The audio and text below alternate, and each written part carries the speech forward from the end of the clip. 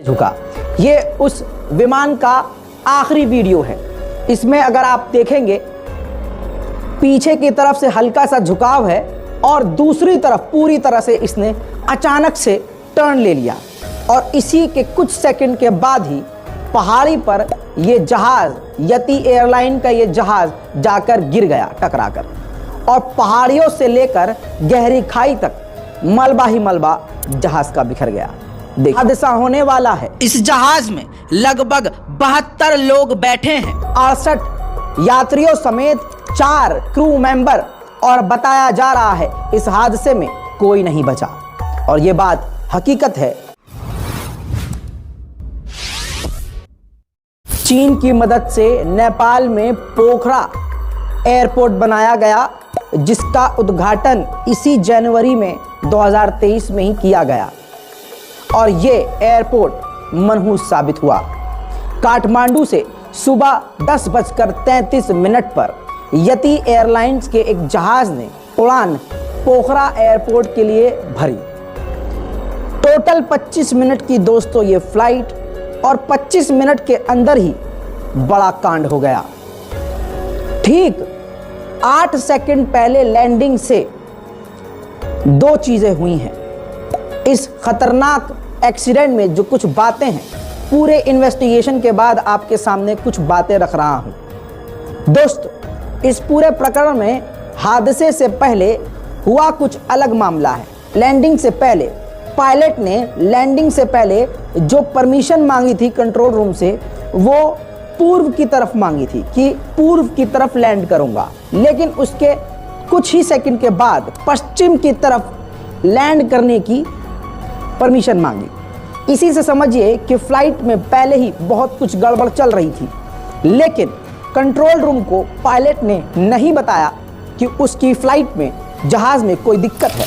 ये जो बड़ा हादसा होने वाला है, इस जहाज में लगभग 72 लोग बैठे हैं, 68 यात्रियों समेत 4 क्रू मेंबर और बताया जा रहा है इस हादसे में कोई नहीं बचा और ये बात हकीकत है कि ये सिर्फ कहने वाली बात है कि 2 को निकाल लिया और 1 को बचा लिया, सब के सब जलकर राख हो गए।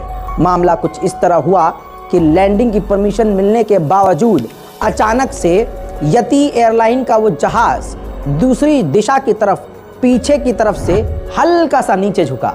ये उस विमान का आखिरी वीडियो है।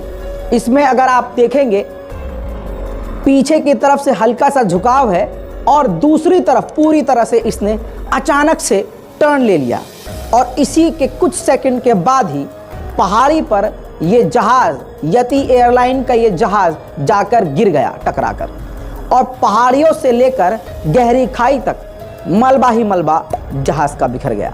देखिए वीडियो।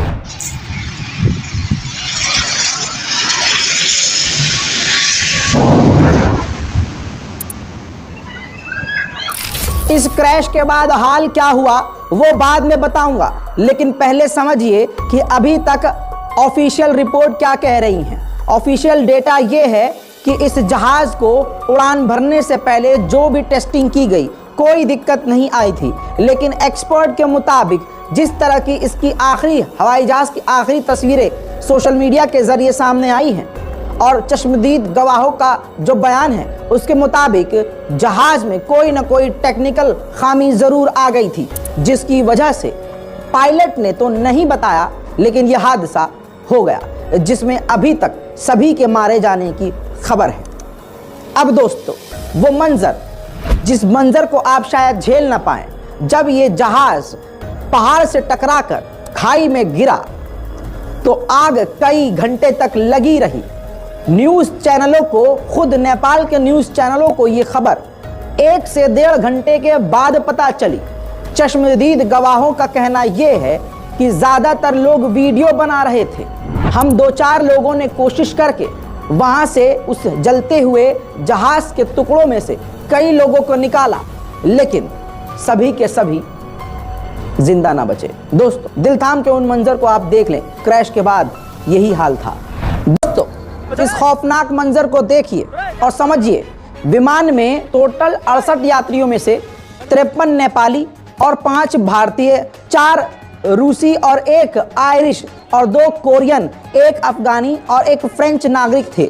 इनमें 3 नवजात यानी काफ़ी छोटी उम्र के बच्चे जो अभी हाल में ही पैदा हुए और 3 लड़के भी शामिल हैं जो काफ़ी कम उम्र के थे। एयरलाइन के प्रवक्ता सुदर्शन बरतौला ने कहा कि विमान के मलबे से अभी तक किसी की जीवित यानी कोई जिंदा नहीं मिल पाया है, सब के सब मुर्दा निकाले गए हैं। दोस्तों, नेपाल के प्रधानमंत्री पुष्प कमल दहल प्रचंड ने कैबिनेट इमरजेंसी मीटिंग बुलाई है और प्रधानमंत्री मौके पर जाना चाहते थे, लेकिन उनकी सिक्योरिटी का खतरा बताकर उनको जाने से उनकी सिक्योरिटी ने रोक दिया। प्रचंड के पोखरा पहुंचने से पहले सुरक्षा का जायजा लेने गया हेलीकॉप्टर बीच रास्ते से ही वापस आ गया क्योंकि तस्वीरें काफी भयावह थी। दोस्तों, आपको बता दूं कि नेपाल की आर्मी और बचाव टीम लगातार इस पर लगी हुई है, लेकिन उनसे पहले आम लोगों ने ही, आसपास के स्थानीय लोगों ने ही मोर्चा संभाला। कितना अजीब ये मामला है कि चाइना के द्वारा जो एयरपोर्ट बनवाया गया, वहां पर जो टेस्टिंग में जहाज पहली बार उड़ाया गया वो यही जहाज था, यति एयरलाइन का जहाज था। और आपको बता दूं कि और इतना बड़ा हादसा हो गया। इसी के साथ दोस्तों, एक्सक्लूसिव तस्वीर हमारे पास मौजूद है।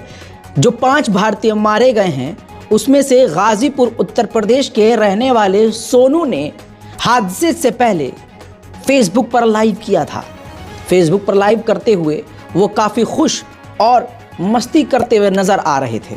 वीडियो के ही अंदर बाहर के सीन को रिकॉर्ड करने के बाद जब कैमरा उन्होंने अंदर किया तो आसपास के लोग मरा मरा मरा इस तरह से चिल्लाते हुए सुनाई दे रहे हैं और दिखाई दे रहे हैं।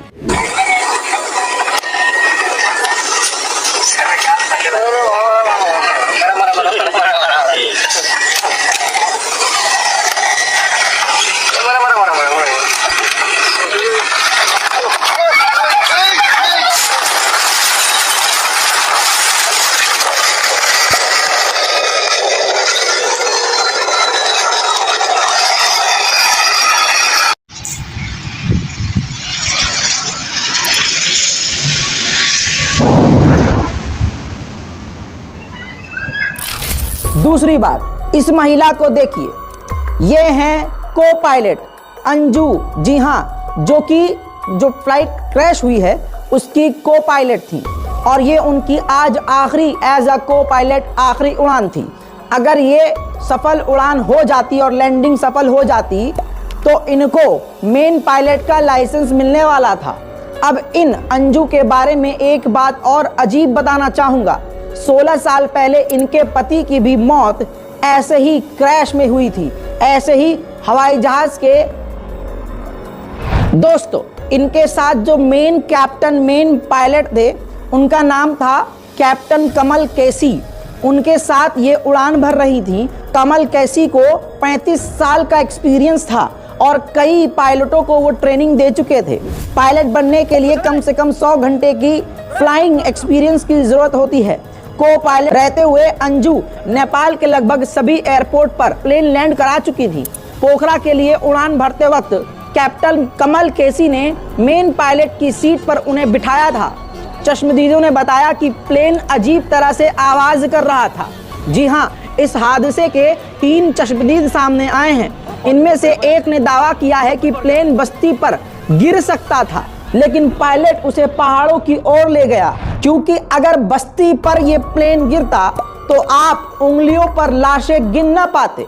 लेकिन पायलट ने अपने दिमाग का सही इस्तेमाल किया। जब देखा कि अब बचना मुश्किल है तो फ्लाइट को, जहाज को पहाड़ियों की तरफ मोड़ दिया, जिसके बाद सारी घटना आपको मालूम है। दोस्तों, हालात बेहद खराब हैं और नेपाल में ये पहली बार नहीं हुआ है, लेकिन ये 30 साल में सबसे खतरनाक घटना घटी है। सन 2010 में काठमांडू लुकला के बीच जो फ्लाइट क्रैश हुई उसमें 14 मारे गए। 2010 में भी फ्लाइट क्रैश हुई, 22 मारे गए। 2012 में एक और क्रैश हुआ नेपाल में ही, 15 मौतें हुई। और उसके बाद 2012 में ही काठमांडू एयरपोर्ट पर क्रैश हुआ जहाज, जिसमें 15 मारे गए। फिर सन 2016 में 23 मौतें ऐसे ही हादसे में हुई। 2018 में ढाका काठमांडू में 51 मौतें हुई। उसके बाद 2022 में भी 22 मौतें ही फ्लाइट क्रैश में हुई और 23 में 68, यानी एक्सपर्ट का कहना यह है कि पिछले 30 सालों में नेपाल की सबसे बड़ी यह घटना है। इस पूरी रिपोर्ट पर आपकी राय क्या है? अपनी राय कमेंट में जरूर लिखें। इस घटना से जुड़ी हुई कोई भी इन्वेस्टिगेटिव रिपोर्ट सामने आएगी, हम आपको जरूर बताएंगे। जय हिंद। Thanks for watching. मैं हूं शरीफुल शेख। ये वीडियो में अगर आपको इन्फॉर्मेशन मिला तो वीडियो को लाइक कीजिए और ज़्यादा से ज़्यादा शेयर जरूर कीजिए और इसी तरह की खबर जानने के लिए चैनल को सब्सक्राइब कीजिए, पेज को फॉलो कीजिए और देखते रहिए सच झारखंड टीवी।